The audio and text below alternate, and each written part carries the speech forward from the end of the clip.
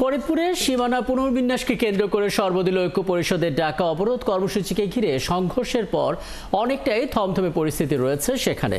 আজও অব্যাহত রয়েছে অবরোধ কর্মসূচি, তবে সকাল ৬টা থেকে ভাঙায় মহাসড়ক অবরোধ কর্মসূচি থাকলেও এখন পর্যন্ত যান চলাচল স্বাভাবিক রয়েছে।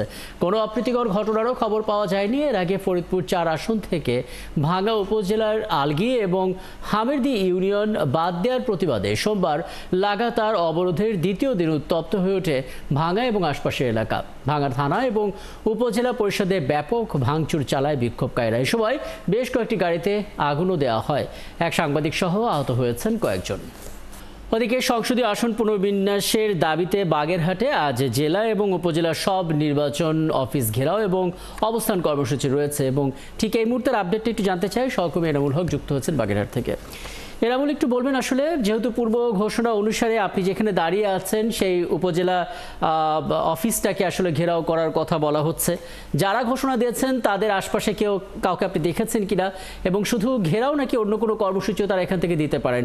নিরাপত্তার বিষয়টি একটু যুক্ত করে দেবেন। রাকিব, আপনি জানেন যে আসন বিলুপ্তির প্রতিবাদে কিন্তু কয়েক দফায় কিন্তু আন্দোলন হচ্ছে। সেই আন্দোলনের ধারাবাহিকতা আজকেই কিন্তু জেলা এবং উপজেলার নির্বাচন কমিশন অফিসগুলো ঘেরাও অবস্থান কর্মসূচি দিয়েছে সর্বদলীয় সম্মিলিত যে কমিটি বাগেরহাটের, সেই কমিটির কো কনভেনার এম এ সালাম। তারই ধারাবাহিকতায় কিন্তু আজকে কিন্তু এই যে ঘেরাও কর্মসূচি, সেটি কিন্তু বাগেরহাট যে জেলা নির্বাচন কমিশনার কার্যালয়, সেখানে কিন্তু ঘেরাও এবং অবস্থান কর্মসূচি পালন করা হয়েছে। এছাড়াও কিন্তু মোড়লগঞ্জ সহ বেশ কয়েকটি উপজেলায় পালন করা হয়েছে এবং অবস্থান নেওয়া হয়েছে। তবে আমি যেখানে দাঁড়িয়ে আছি এটি হচ্ছে মোংলা উপজেলা নির্বাচন কমিশনার কার্যালয়। এই কার্যালয়ে কিন্তু আমরা সকাল থেকে কিন্তু এখানে আছি, কিন্তু এখানে কিন্তু কোনো ধরনের কোনো যারা অবস্থান নেওয়ার কথা তারা কিন্তু অবস্থান নেননি, এবং এখানে কিন্তু পুলিশ মোতায়েন আছে। অন্যান্য যে নির্বাচন কমিশনার কার্যালয়গুলো আছে সেখানেও কিন্তু আমরা জেনেছি যে সেখানেও আইন শৃঙ্খলা বাহিনী সতর্ক অবস্থায় রয়েছে। আর যে অবরোধকারী বা অবস্থানকারী যারা রয়েছে সর্বদলীয় সম্মিলিত কমিটির যারা, তাদেরকে কিন্তু আমরা অনেক উপজেলায় দেখতে পাইনি নির্বাচন কমিশনার কার্যালয়। যথারীতি কিন্তু মোংলা সহ যে অন্যান্য উপজেলা যে নির্বাচন কার্যালয় রয়েছে সেখানে কিন্তু যথারীতি যে কার্যক্রম সেটি কিন্তু চলমান রয়েছে। তবে একটু আগে ব্রিফ করছেন বাগেরহাট জেলা সর্বদলীয় সম্মিলিত কমিটির কো কনভেনার এম এ সালাম। তিনি কিন্তু জানিয়েছেন যে এই আন্দোলন তাদের চলমান থাকবে যতদিন না পর্যন্ত তারা এই আসনটি পুনরুদ্ধার হয়, ততদিন পর্যন্ত কিন্তু সমস্ত আন্দোলন তারা চালিয়ে যাবেন। এর পরবর্তীতে কিন্তু তারা জানিয়েছেন যে অনশনের মতো কর্মসূচিও কিন্তু তারা দিতে বাধ্য হবেন। এছাড়া আরো একটি বিষয় আছে, তারা কিন্তু এই বিষয়টি নিয়ে আইনি লড়াইয়ে নেমেছেন এবং তারা জানিয়েছেন যে আইনি লড়াইয়ের মাধ্যমেও তারা জয়ী হবেন এবং আসনটি ফিরে পাবেন। রাকিব, জি, অনেক ধন্যবাদ এনামুল। নিশ্চয়ই পরবর্তীতে আরও কথা হবে এবং জানার চেষ্টা করবো আসলে পরবর্তীতে তারা আসলে আসছে কিনা। যদি এসে থাকে তাহলে পরিস্থিতি নিশ্চয়ই আপনার মধ্যে জানতে পারবো। বন্ধুর সঙ্গে বাগেরহাট থেকে যুক্ত হয়েছিলেন সহকর্মী এনামুল হক। জাতীয় ঐক্যমত্য কমিশনের মেয়াদ আরও ১ মাস বাড়িয়েছে সরকার। ফলে কমিশনের কার্যক্রম চলবে আগামী ১৫ অক্টোবর পর্যন্ত এবং এরই ধারাবাহিকতায় দ্বিতীয় মেয়াদের প্রথম বৈঠক আগামীকাল বুধবার। সোমবার রাষ্ট্রপতির আদেশে এই প্রজ্ঞাপন জারি করা হয়। রাজনৈতিক দলগুলোর এখনও সংস্কারের অনেক বিষয় অনৈক্য থাকায় সময় বাড়াতে হলো। রোববার জুলাই সনদ নিয়ে কমিশন এবং রাজনৈতিক দলগুলোর মধ্যে বিশদ আলোচনা হয়। জুলাই জাতীয় সনদের আইনি ভিত্তি সাথে বাস্তবায়ন নিশ্চিতে কাজ করছে সরকার। এক্ষেত্রে রাজনৈতিক দলগুলো ঐক্যমত্য পৌঁছাতে ব্যর্থ হলে সরকারের পক্ষ থেকে নেওয়া হবে প্রয়োজনীয় সিদ্ধান্ত। প্রথম দফায় 15 সেপ্টেম্বর পর্যন্ত এবং দ্বিতীয় ধাপে কমিশনের মেয়াদ বাড়ল 15 অক্টোবর পর্যন্ত। বছরের শুরুতে গেল 12 ফেব্রুয়ারি প্রধান উপদেষ্টা ডক্টর মোহাম্মদ ইউনূসের নেতৃত্বে 7 সদস্যের জাতীয় ঐক্যমত্য কমিশনের যাত্রা শুরু হয়। ওই কমিশনকে প্রতিবেদন জমা দিতে 6 মাস সময় দেওয়া হয়েছিল। সেই হিসেবে গেল 15 আগস্টের মেয়াদ শেষ হওয়ার কথা ছিল। আগে জানাছিলাম দর্শক, ফরিদপুরের সীমানা পুনর্বিন্যাসকে কেন্দ্র করে সর্বদলীয় ঐক্য পরিষদের ডাকা যে অবরোধ কর্মসূচি, সেই কর্মসূচিকে ঘিরে সংঘর্ষের পর এখন অনেকটাই থমথমে অবস্থা বিরাজ করছে ফরিদপুরের ভাঙ্গায়। সেখানে আছেন সহকর্মী আমাদের সুমন তানভীর, যুক্ত হচ্ছেন আমাদের সঙ্গে। সুমন, একটু বলবেন আসলে পরিস্থিতি এখন কেমন এবং গতকালের ঘটনার পর এখন পর্যন্ত নিরাপত্তা ব্যবস্থা আসলে কেমন নেওয়া হয়েছে? বিক্ষোভকারীরা জড়ো হয়েছেন কিনা এবং তাদের কারোর সঙ্গে আপনার কথা হয়েছে কিনা? আমরাও তার সঙ্গে ছিলাম। আসলে কোনো মানুষ অর্থাৎ বিক্ষোভকারী যাদের বলা হচ্ছে তারা কিন্তু কোথাও এখন পর্যন্ত জড়ো হয়নি, তবে তারা একটি সময় দিয়ে রেখেছে। বলা হচ্ছিল যে যারা কালকে এই দুইটি ইউনিয়ন থেকে এসে এই ভাঙায় যে তাণ্ডব চালিয়েছেন তারা ওইদিকে হামিদ্দি ইউনিয়ন যেহেতু ওই ফরিদপুরের রাস্তাটিতে পড়েছে সেখানে গিয়ে তারা দেখে আসলেন এবং আমরাও তার সঙ্গে ছিলাম। আসলে কোনো মানুষ অর্থাৎ বিক্ষোভকারী যাদের বলা হচ্ছে তারা কিন্তু কোথাও এখন পর্যন্ত জড়ো হয়নি, তবে তারা একটি সময় দিয়ে রেখেছেন 12টায় ঈদগাহ ময়দান। সেই ঈদগাহ ময়দানে তারা বলছেন যে তারা শান্তিপূর্ণভাবে আজকে অবস্থান কর্মসূচি করবেন এবং তাদের এই অবস্থান কর্মসূচি ঘিরেই কিন্তু আইনশৃঙ্খলা বাহিনীর তৎপরতা আমরা সকাল থেকেই দেখছি এবং বিভিন্ন বাহিনীর পর্যাপ্ত সংখ্যক সদস্য কিন্তু এখানে উপস্থিত আছেন এবং তারা বিভিন্ন জায়গায় তাদের প্ল্যানিং অনুযায়ী তারা অবস্থান করছেন এবং তারা কিছুক্ষণ আগে আমাদেরকে ডিসি বললেন যে যদি কোনো রকম আইন শৃঙ্খলার অবনতি হয় এবং অবনতি ঘটানোর কেউ চেষ্টা করে তাদের বিরুদ্ধে কঠোর ব্যবস্থা নেওয়া হবে। আপনি জানেন যে আসলে গতকাল দুপুরের পর থেকেই কিন্তু এই পরিস্থিতি সৃষ্টি হয়েছে এবং তারপর থেকে ইউনিয়ন পরিষদ যেটি উপজেলা পরিষদ ছিল, উপজেলা পরিষদ ছাড়াও এখানে যে দুটি থানা আছে, হাইওয়ে থানা এবং পুলিশের যে থানা, সেই থানা ভাঙচুর করা হয়েছে এবং তারপরে কিন্তু এখন পর্যন্ত সেই মামলা আমরা সকালে খবর নিচ্ছিলাম, বলছিলেন তারা যে প্রক্রিয়াধীন। তো সেই জায়গা থেকে এই দুই ইউনিয়নের লোকেরা যারা আছেন তারা যে আতঙ্কে থাকবেন, আতঙ্কে থাকার পরিবর্তে আমরা আজকে সকালেও কিন্তু তারা এখানে এসেছিলেন এবং তারা গাছের গুড়ি ফেরে ঘণ্টাখানিক চেষ্টা করেছেন অবরোধ করা, তবে এখানে তারা টিকতে পারেননি। আইন শৃঙ্খলা বাহিনীর উপস্থিতির আগেই তারা কিন্তু এখান থেকে সরে গিয়েছেন। আপনি দেখছেন সেনাবাহিনীর টহল টিম, সেনাবাহিনীর সঙ্গে ছিলেন পুলিশ, ছিল র্যাব, তারা ওই হামিদ্দি ইউনিয়নের ওই পাশটা থেকে ঘুরে আসলেন এবং আমরাও তাদের সঙ্গে ছিলাম। সেখানে কোনো বাড়তি লোকের উপস্থিতি অর্থাৎ লোক সমাগম আমরা দেখিনি এবং এই যে মোড়টি ভাঙার মোড়টি, এই মোড়টিতে আসলে সবচেয়ে বেশি আইন শৃঙ্খলা বাহিনীর উপস্থিতি আছে এবং কালকে দুপুরের পরে যে যানবাহন চলাচল স্থবির হয়ে পড়েছিল সেই যানবাহন চলাচল কিন্তু আপনি জানেন যে সন্ধ্যার পর থেকেই চলাচল শুরু করে এবং সেটি এখনো কন্টিনিউ আছে, কোনো রকম বাধা বিঘ্ন ছাড়াই কিন্তু যানবাহন চলাচল করছে আমরা জায়গা থেকে এখন পর্যন্ত যতটুকু দেখছি। এবং এখানে এসপি থেকে শুরু করে যারা ঊর্ধ্বতন কর্মকর্তারা আছেন সবার সঙ্গে আমাদের কথা হয়েছে, সবাই কিন্তু একই কথা বলছেন যে কোনো রকম আইন শৃঙ্খলা পরিস্থিতি বিঘ্ন ঘটা সেটা তারা মেনে নেবে না এবং যে দাবিতে তারা আন্দোলনটি করছে তারা গতকালও এই কথাটি বলেছে। এটি একটি জাতীয় ইস্যু, সেই জাতীয় ইস্যুটি আসলে তারা চাইলে এই স্থানীয় পর্যায় থেকে সমাধান করতে পারবে না। সেই জায়গা থেকে তাদের যে দাবি দেওয়া আছে তারা তাদের জি এবং গতকালের ঘটনা নিয়ে প্রতিবেদনও আমরা দেখেছি এবং আজকে যেহেতু বেলা 12টায় ঈদগাহ ময়দানে তাদের অবস্থান করার কথা রয়েছে, নিশ্চয়ই পরবর্তী সংবাদ সংযোগে যখন যুক্ত হব তখন আপনার কাছ থেকে সেই আপডেটটাও আমরা নিয়ে নিতে পারবো আশা করি। যুক্ত হয়েছিলেন সহকবি সুমন তানভীর, ফরিদপুরের ভাঙা থেকে তিনি আমাদেরকে আপডেট জানাচ্ছিলেন। ওদিকে সংস্কার নিয়ে যেসব বিষয়ে সবাই একমত সেগুলো বাস্তবায়ন করে দ্রুত নির্বাচনের পথে হাঁটায় মঙ্গলজনক বলে মনে করে বিএনপি। দলটির অন্যতম নীতি নির্ধারক খন্দকার মোশাররফ হোসেন জানান, নির্বাচন যত দেরি হবে ততই সংকট বাড়বে। ৭১কে তিনি আরও বলেন, পিআর পদ্ধতিতে ভোট হলে দায়বদ্ধ থাকবেন না জনপ্রতিনিধিরা, সেজন্যই তারা এই পদ্ধতিকে না বলছেন। শফিকুল হকের প্রতিবেদন। সংস্কার ইস্যুতে জাতীয় ঐক্যমত্য প্রতিষ্ঠার লক্ষ্যে দফায় দফায় বৈঠক করেও চূড়ান্ত সিদ্ধান্তে আসতে পারেনি কমিশন। রাজনৈতিক দলগুলোর একের পর এক নতুন শর্ত, ভিন্ন ভিন্ন বাস্তবায়ন প্রস্তাব ও সাংবিধানিক বিষয়ে জড়িত থাকায় কার্যত চাপে পড়েছে এই কমিশন। আছে বহুল প্রতীক্ষিত জুলাই সনদ ঘোষণার অপেক্ষাও। এই যাত্রীকে আমরা যেভাবে চালু করে দিলাম এটা খালি উপর দিকে উঠবে, আর নিচে ডাইনি বাঁয়ে টাকা নোটার দরকার নাই। কমিশনের দাবি অনুযায়ী মোট ৮৪টি বিষয়ে রাজনৈতিক দলগুলোর মধ্যে ঐক্যমত্য হয়েছে, যদিও এর মধ্যে বহু প্রস্তাবে রয়েছে নোট অব ডিসেন্ট অর্থাৎ দ্বিমত সহ আংশিক সম্মতি। প্রস্তাবগুলো বাস্তবায়নের শুরু করা উচিত। এ নিয়ে বিএনপির অবস্থান জানতে কথা হয় দলটির স্থায়ী কমিটির সদস্য ডক্টর খন্দকার মোশাররফ হোসেনের সঙ্গে। সংবিধান তো একটি অন্তর্বর্তীকালীন সরকার এটাকে পরিবর্তন করতে পারবে না। পিআর পদ্ধতিতে ভোট নিয়ে যে আলোচনা হচ্ছে তার কারণই খুঁজে পাচ্ছেন না ডক্টর মোশাররফ। এই পদ্ধতিতে ভোট হলে কেউ কারো কাছে দায়বদ্ধ থাকবে না বলেও মনে করেন তিনি। পার্লামেন্ট হবে জনগণের কাছে দায়বদ্ধ। এখন যদি পিআর সিস্টেম হয় কে দায়বদ্ধ হবে?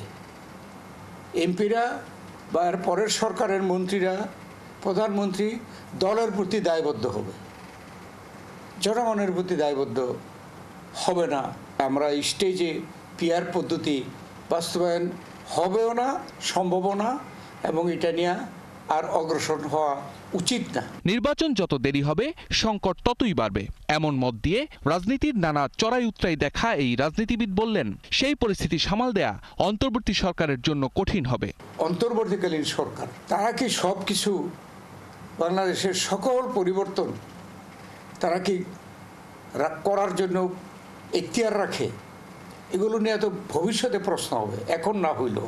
কারণ এখানে যারা পতিত সরকার ছিল তারা কিন্তু আমাদের বিশ্বাস যে তারা বসে থাকবে না।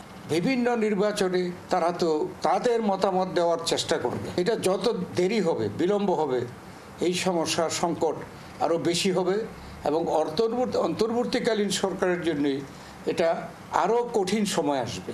দ্বিধাদ্বন্দ্ব না করে আবারও ফেব্রুয়ারিতে ঘোষিত সময়ের মধ্যেই নির্বাচন অনুষ্ঠানের দাবিও জানান বিএনপির এই নীতি নির্ধারণী সদস্য। নির্বাচনটা করতে পারলেই তারা জনগণের সরকার প্রতিষ্ঠা করে সম্মানের সাথে বিদায় নিতে পারবে।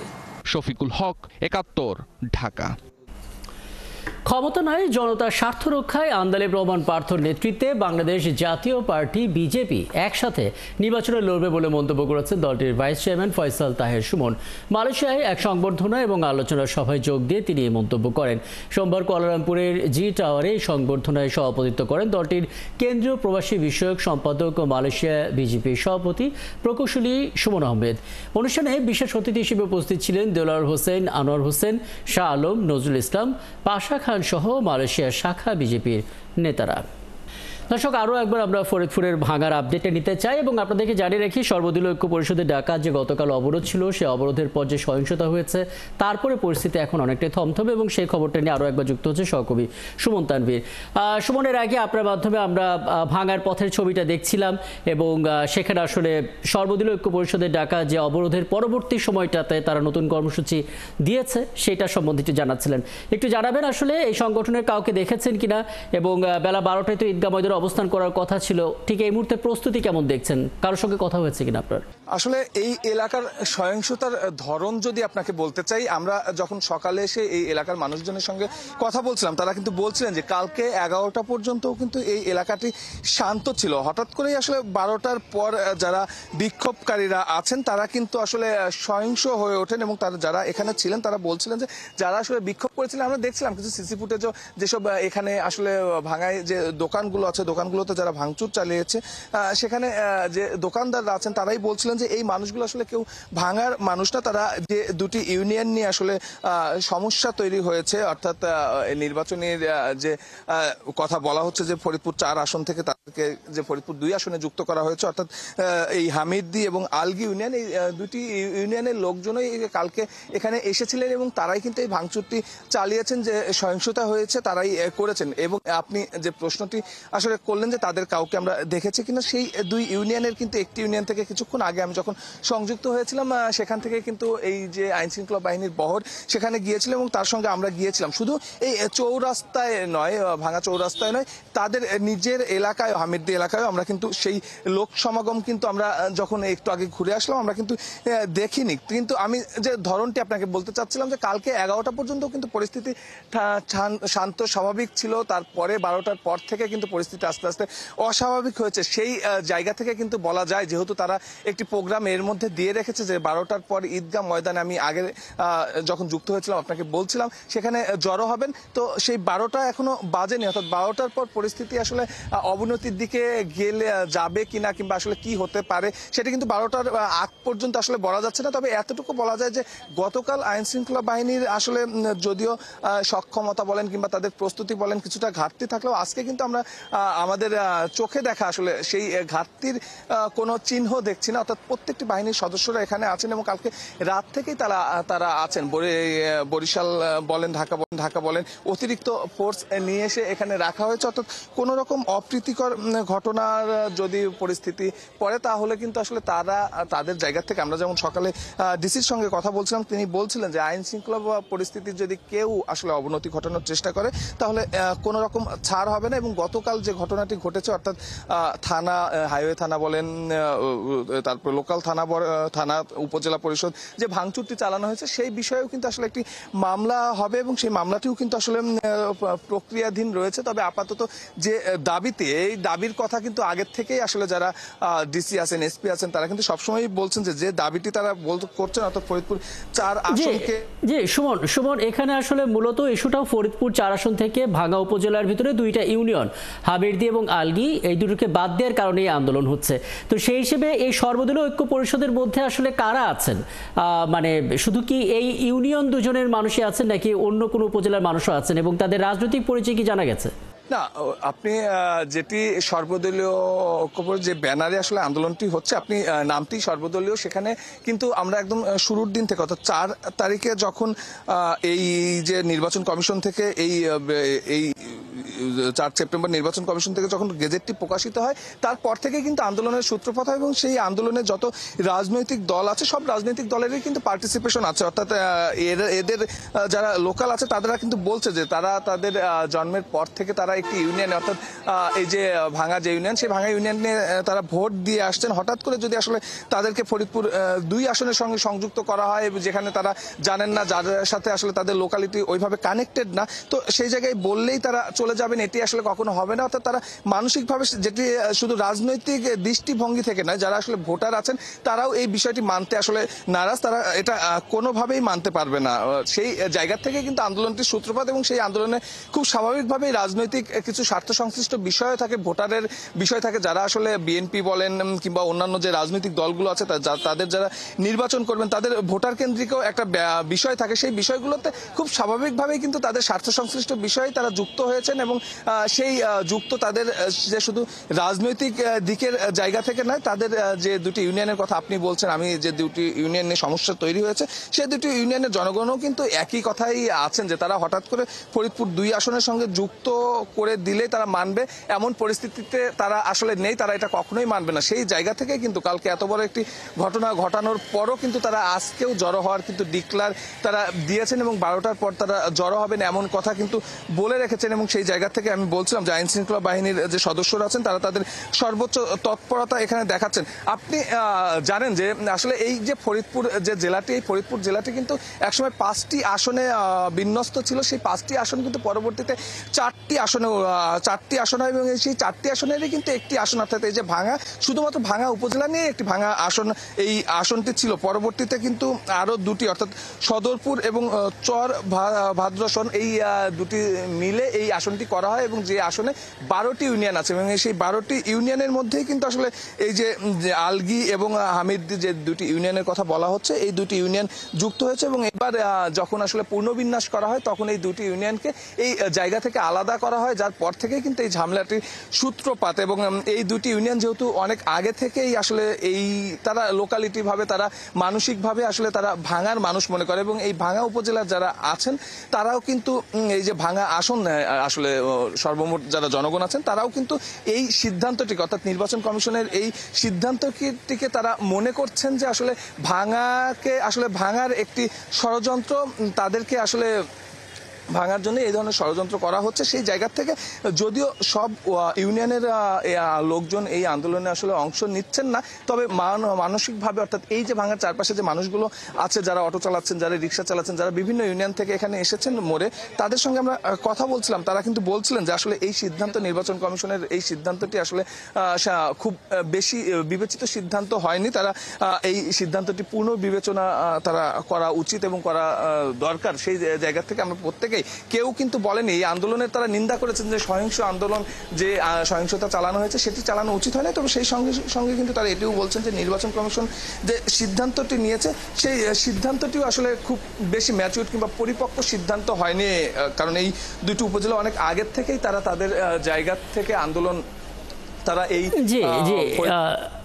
সুমন, আসলে পুরোপুরি বোঝা যাচ্ছে সংকটের জায়গাটা এবং নিশ্চয়ই এরপরে যখন আপনার সঙ্গে কথা হবে তখন সেই ঈদগাহ ময়দানের ছবিটা আশা করি আপনার মাধ্যমে দেখতে পারবো, যেখানে আসলে তারা অবস্থানের ঘোষণা দিয়েছেন এবং সেখান থেকে কোনো কর্মসূচি দেয় কিনা, তাদেরকেও কথা বলেন কিনা, নিশ্চয়ই সেটাও আপনার মাধ্যমে আমরা জানতে পারবো। ধন্যবাদ যুক্ত হওয়ার জন্য।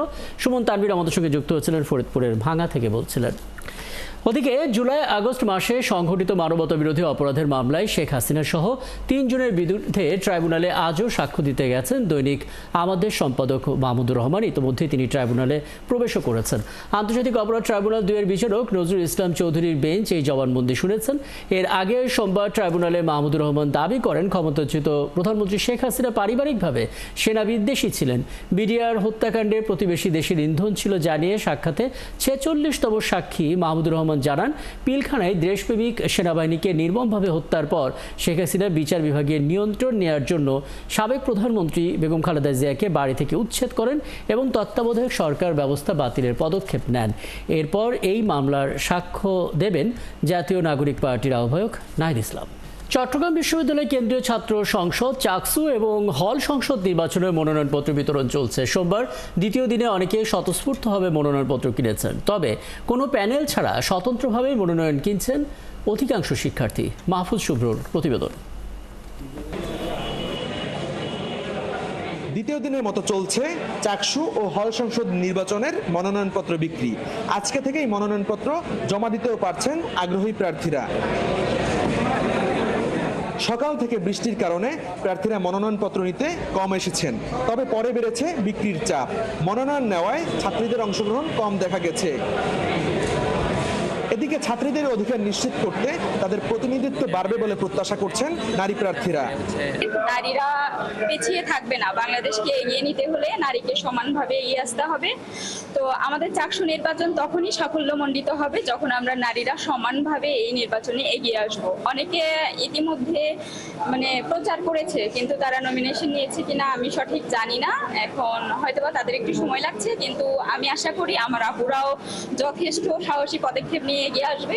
প্যানেল কেন্দ্রিক মনোনয়ন নেওয়ার প্রবণতা কম থাকলেও স্বতন্ত্রভাবে মনোনয়ন নিয়েছেন অনেক প্রার্থী।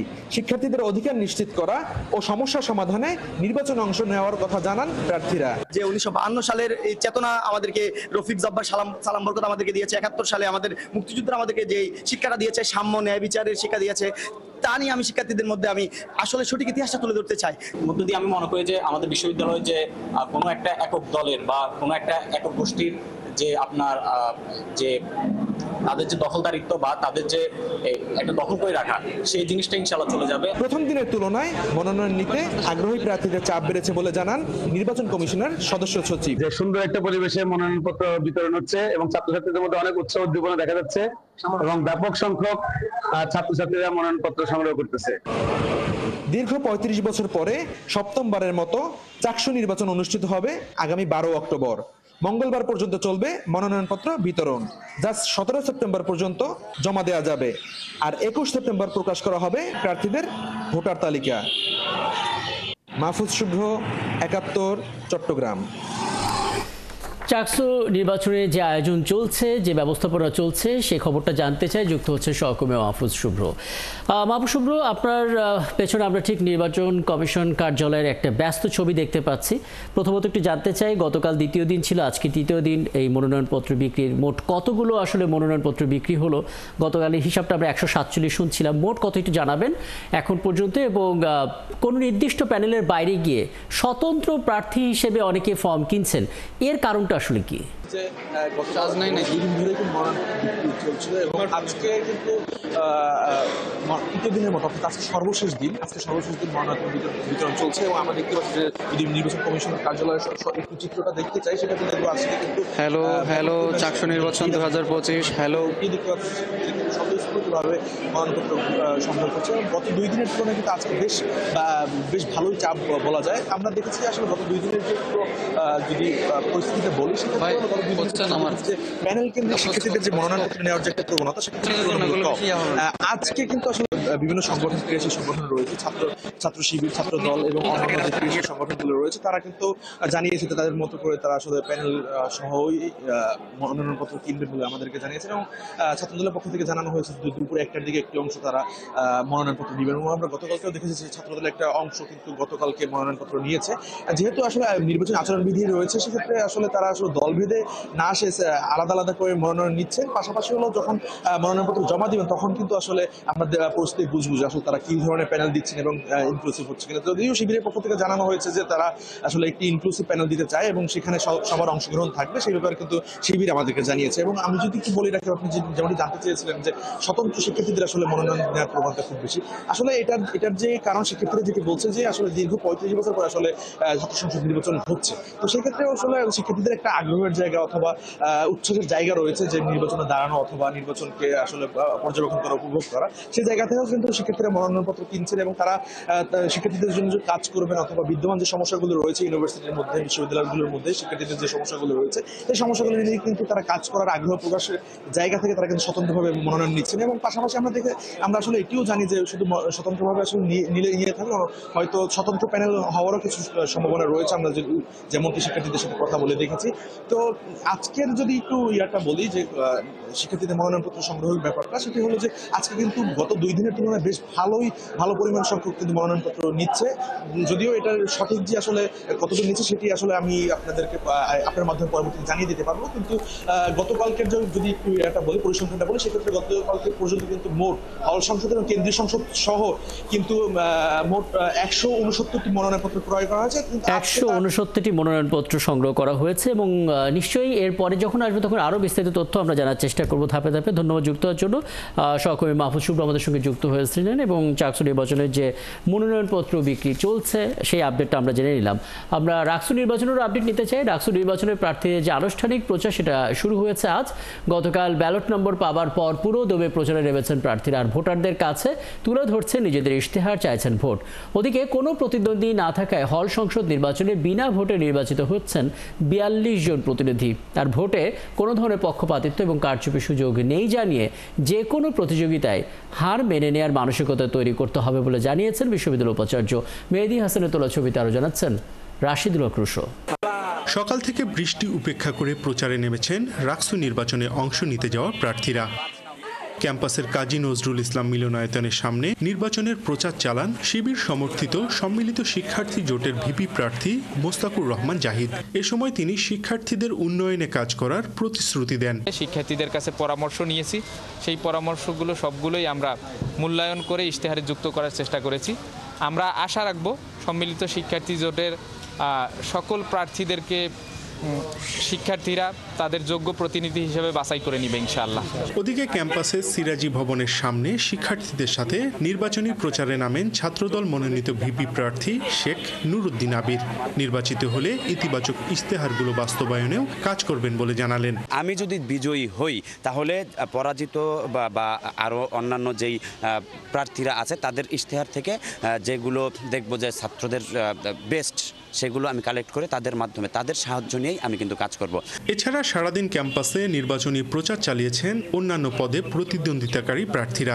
আল্লাহ যদি সুযোগ দেয় তাহলে হয়তো বা ভ্যালিড একটা জায়গা থেকে কাজ করবো। যে নির্বাচন সফল হোক, সবাই যেন স্বতন্ত্রভাবে বা দলীয় যেভাবে তারা দাঁড়াক, সবাই যেন মানে বন্ধুপূর্ণ এবং বাৎসল্যপূর্ণভাবে সবাই যেন অংশগ্রহণ করে। এদিকে হল সংসদ নির্বাচনে বিনা প্রতিদ্বন্দ্বিতায় নির্বাচিত হতে যাচ্ছেন 39 জন প্রার্থী। আর নির্বাহী সদস্য 3টি পদে কোনো মনোনয়ন উত্তোলন হয়নি। মোট 6টি হলে 42 জন প্রার্থী বিনা প্রতিদ্বন্দ্বিতায় নির্বাচিত হয়েছেন। প্রতিদ্বন্দ্বিতায় যেমন 4 জন সদস্য নির্বাচিত হবে, সেখানে ক্যান্ডিডেট হয়েছে 3 জন অথবা 4 জন, 5 জন হলেই ওখানে নির্বাচন হতো। দুপুরে রাকসু কি এবং কেন শীর্ষক সেমিনারে যোগ দিয়ে উপাচার্য দিলেন কড়া বার্তা। জানান রাকসু নির্বাচনে কোনো ধরনের পক্ষপাতমূলক আচরণের সুযোগ নেই। যুক্তিগ্রাহ্য এবং আমলযোগ্য অভিযোগ থাকলে অবশ্যই করবে এবং সেই অভিযোগের সুরাহা করার দায়িত্ব নির্বাচন কমিশনের। কিন্তু হারলেই খেলা ভালো হয়নি, এই অ্যাটিটিউডের চেয়ে বাজে অ্যাটিটিউডের দুনিয়াতে দুইটা নেই। রাকসু কেন্দ্রীয় ছাত্র সংসদে 247 জন ও সিনেটে 58 জন প্রার্থী প্রতিদ্বন্দ্বিতা করছেন। আর 17টি হল সংসদে অংশগ্রহণ করছেন 597 জন প্রার্থী। রাশিদুল হক রুশো, ৭১, রাজশাহী। লালমনিরহাটে তিস্তার পানি হঠাৎ বেড়ে তিস্তা পাড়ে বেশ কিছু নিচু এলাকা তলিয়ে গেছে। সোমবার বিপদসীমার 3 সেন্টিমিটার ওপর দিয়ে প্রবাহিত হয় তিস্তার পানি। খুলে দেওয়া হয় তিস্তা ব্যারেজে 44টি জলকপাট। এতে নিচু এলাকায় বসত বাড়ি এবং ক্ষেত খামার পানিতে তলিয়ে যায়। তলিয়ে গেছে কৃষকের রোপা আমন এবং শাকসবজি সহ বিভিন্ন ক্ষেত খামার।